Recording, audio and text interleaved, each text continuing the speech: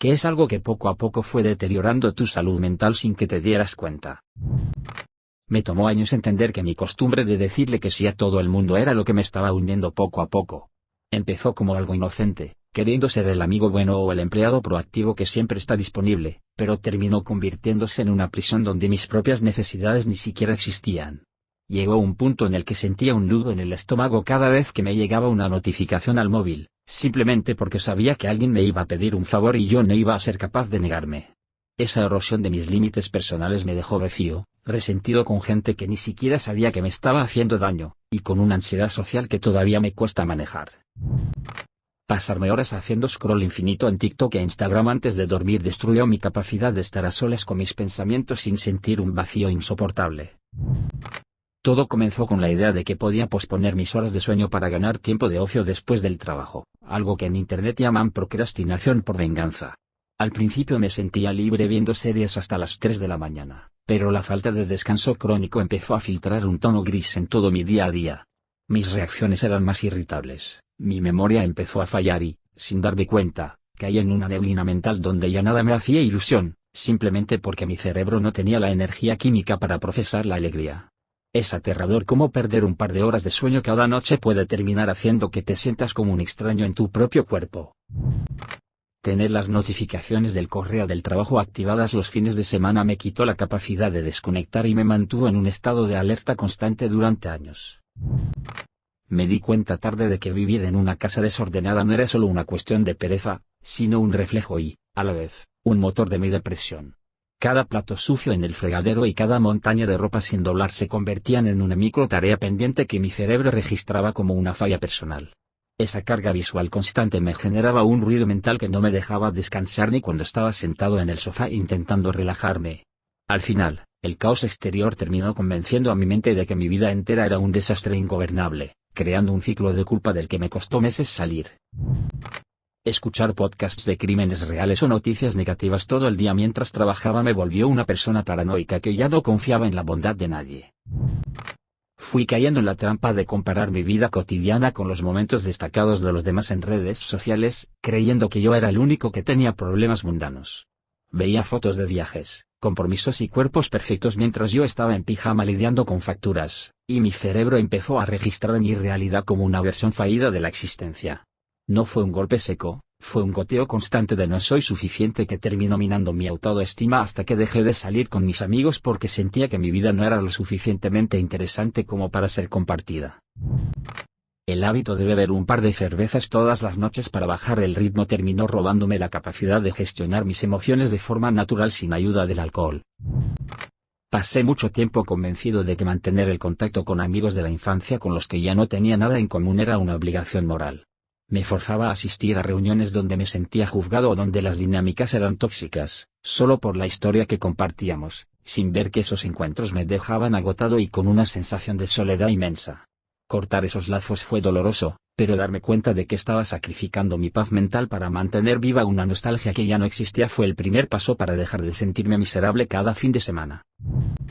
Pensar que ser multitarea era una virtud me quemó los cables. Ahora no puedo ver una película de 2 horas sin sentir que estoy perdiendo el tiempo si no hago algo más. Me di cuenta de que mi costumbre de escuchar música triste o melancólica de manera compulsiva cuando me sentía un poco mal era lo que me hundía en un pozo sin fondo. Al principio parecía que la música me entendía y que era una forma de validar mis sentimientos, pero terminó convirtiéndose en una banda sonora que retroalimentaba mi tristeza. Pasaba horas con los auriculares puestos, rumiando problemas y dejando que la melodía dictara mi estado de ánimo, hasta que perdí la capacidad de sentir alegría de forma espontánea. Es increíble cómo algo tan inofensivo como una lista de reproducción puede terminar programando tu cerebro para que solo sepa procesar la melancolía. El hábito de llevarme el teléfono al baño me robó los únicos 5 minutos de paz y aburrimiento que tenía al día, y mi creatividad se murió con ellos. Hubo una época en la que trabajar desde la cama me pareció la mejor idea del mundo por la comodidad, pero terminó destruyendo la barrera psicológica entre mi descanso y mis obligaciones. Mi cerebro dejó de asociar mi habitación con un lugar seguro y relajante, y empezó a ver las sábanas como un campo de batalla de correos electrónicos y estrés laboral. Empecé a tener un insomnio terrible porque, en cuanto apoyaba la cabeza en la almohada, mi sistema nervioso se ponía en modo productividad y no había forma de apagarlo. Tardé meses en volver a dormir bien después de que decidí que la cama era sagrada y el escritorio era el único lugar para el caos. Pasé años minimizando mis propios logros frente a los demás para no parecer arrogante, y terminé por convencerme de que realmente no valía nada. Algo que me fue carcomiendo por dentro fue la necesidad de mantener la paz en mi familia a cualquier precio, incluso si eso significaba tragarme mis propias opiniones y valores. Me convertí en el mediador silencioso, el que siempre sonríe y asiente para que nadie se pelee en las cenas de los domingos, pero por dentro sentía que me estaba borrando a mí mismo. Esa represión constante de mi verdadera personalidad me generó una sensación de aislamiento inmensa. Estaba rodeado de gente que me quería, pero que no tenía ni idea de quién era yo realmente. Al final, el precio de esa paz familiar fue una crisis de identidad que me dejó sin saber qué es lo que yo quería para mi propia vida. Dejar de hacer ejercicio porque estaba muy cansado por el estrés fue lo peor que pude hacer. El sedentarismo solo hizo que mi ansiedad pesara el doble. Me pasó factura el hecho de seguir a cuentas de estilo de vida perfecto en redes, pensando que me servían de inspiración cuando en realidad solo me daban envidia. Cada vez que veía una cocina impecable o una rutina de mañana de 3 horas, mi subconsciente registraba mi propia vida como un fracaso logístico. No era consciente de que estaba consumiendo publicidad disfrazada de realidad, y esa microdosis diaria de insuficiencia terminó por hacerme sentir que nunca iba a estar a la altura de lo que se supone que es una buena vida. Me tomó un colapso nervioso entender que mi felicidad no dependía de tener una casa de revista, sino de dejar de mirar la de los demás. Tener amigos que siempre se están quejando de todo terminó por filtrar su pesimismo en mi propia visión del mundo sin que yo lo quisiera. Durante mucho tiempo creí que no pedir ayuda era una señal de fortaleza y autonomía, cuando en realidad solo me estaba aislando en mi propio sufrimiento. Cargué con problemas económicos, emocionales y laborales yo solo, rechazando cualquier mano tendida porque no quería ser una carga para nadie. Esa soledad autoimpuesta me fue debilitando hasta que la mínima dificultad me parecía una montaña insuperable. Cuando finalmente me derrumbé y hablé con alguien, me di cuenta de que la gente que me quiere se sentía mal por no haber podido ayudarme antes, y que mi supuesta fortaleza solo había servido para hacerme la vida mucho más difícil de lo necesario. Creer que el café era una solución para el agotamiento en lugar de una señal de que necesitaba parar, me dejó con una taquicardia crónica y los nervios destrozados. Me tomó un colapso nervioso entender que revisar las noticias a primera hora de la mañana, antes incluso de salir de la cama, estaba programando mi cerebro para el desastre. Empezaba el día con una dosis de ansiedad sobre guerras, economía y tragedias climáticas que no podía controlar, y ese cortisol extra se quedaba flotando en mi sistema durante el resto de la jornada. Pensaba que simplemente estaba informado, pero en realidad estaba bombardeando mis niveles de dopamina con negatividad pura antes de tener siquiera la oportunidad de tomarme un café. Esa hipervigilancia constante me volvió una persona irritable y pesimista que sentía que el mundo se acababa cada martes por la mañana.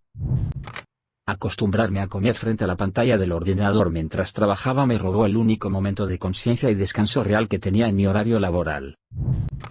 Fui cayendo en la trampa de romantizar el agotamiento como si fuera una medalla de honor o una prueba de mi valor como persona productiva. Presumía de dormir poco, de tener la agenda llena y de no tener tiempo ni para respirar, creyendo que eso me hacía alguien importante o exitoso en este sistema. Sin darme cuenta, mi identidad se fusionó tanto con mi rendimiento que, el día que mi cuerpo dijo basta y no pude levantarme, sentí que mi existencia no tenía ningún propósito. Esa presión por estar siempre encendido me dejó una fatiga crónica y una sensación de vacío que me recordó que no soy una máquina, por mucho que Instagram intente convencerme de lo contrario. Esa manía de repasar conversaciones pasadas en mi cabeza buscando el error que cometí me generó una ansiedad social que antes no tenía. Me di cuenta tarde de que vivir en una ciudad que odio solo por la comodidad de estar cerca del trabajo estaba matando mi chispa vital cada vez que salía a la calle. El ruido constante, la falta de verde y el gris del cemento se filtraron en mi estado de ánimo de una forma tan sutil que no supe identificarlo hasta que pasé un fin de semana en el campo y sentí que podía respirar de nuevo. Mi entorno físico estaba en guerra con mi paz mental, y yo seguía intentando meditar o hacer terapia sin cambiar el escenario que me estaba asfixiando. A veces el problema no está solo en tu cabeza, sino en lo que ves cuando abres la ventana cada mañana. El hábito de stalkear a mi ex y a sus nuevas parejas solo para ver cómo estaban me mantuvo anclado a un pasado que ya no existía y me impidió sanar. Algo que me deterioró muchísimo fue el miedo a decepcionar a mis padres, a pesar de que ya soy un adulto con mi propia vida y responsabilidades. Seguía tomando decisiones basadas en lo que ellos considerarían un éxito: el trabajo estable, la pareja tradicional, la casa en propiedad, en lugar de seguir lo que a mí me hacía feliz de verdad. Esa disonancia entre mis deseos y sus expectativas me generó una culpa constante y la sensación de que siempre estaba fallando en algo, aunque objetivamente me fuera bien. Vivir para el aplauso ajeno es la forma más rápida de volverse un extraño para uno mismo y de terminar con una depresión que no sabes ni de dónde viene.